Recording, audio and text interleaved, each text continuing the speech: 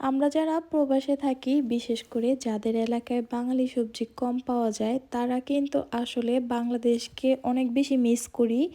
তো আকিফার আব্বু হচ্ছে অনেক দিন পরে অনেকগুলা সবজি নিয়ে আসছে। আমাদের এইখানে কিন্তু সচরাচর গরম ছাড়া সবজি পাওয়াই যায় না বলতে গেলে। তো এখানে হচ্ছে কচুরমুখী আনছে, ঢেঁড়স, পুঁই শাক, মানে সব কিছু অল্প অল্প করে নিয়ে আসছে।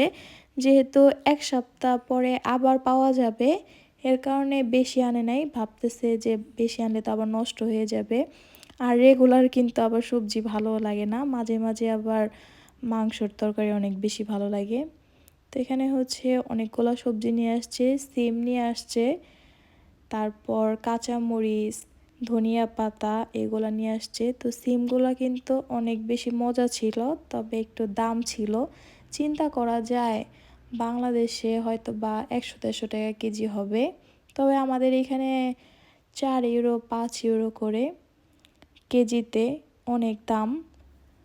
তারপরেও বাংলাদেশের সবজি মানে মাঝে মাঝে খাইতে অনেক বেশি ভালো লাগে, এর কারণে নিয়ে আসছে। আর বিশেষ করে গরমের সিজনে তো আকিফার আব্বু সবজি আনবে আনবে।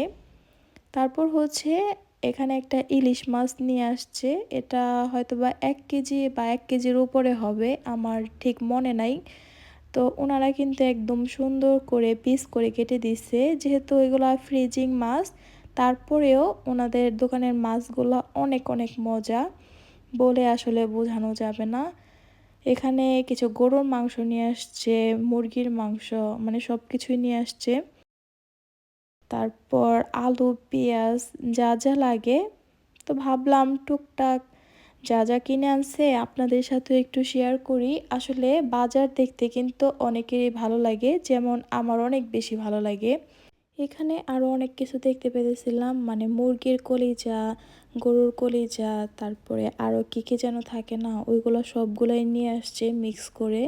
তো এগুলো কিন্তু অনেক বেশি মজা লাগে, মানে একদম কালো কালো করে ভুনা ভুনা করলে অনেক টেস্ট লাগে।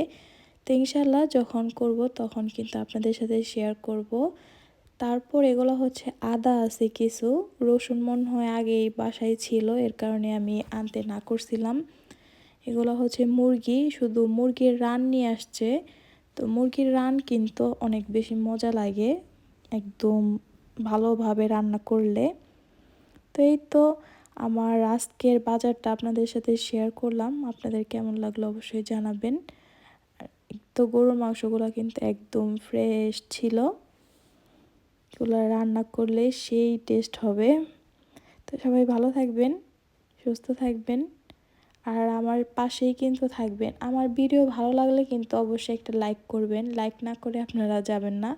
আর যারা এতক্ষণ আমার ভিডিওগুলো দেখছেন ধৈর্য সহকারে, তাদেরকে অসংখ্য অসংখ্য ধন্যবাদ।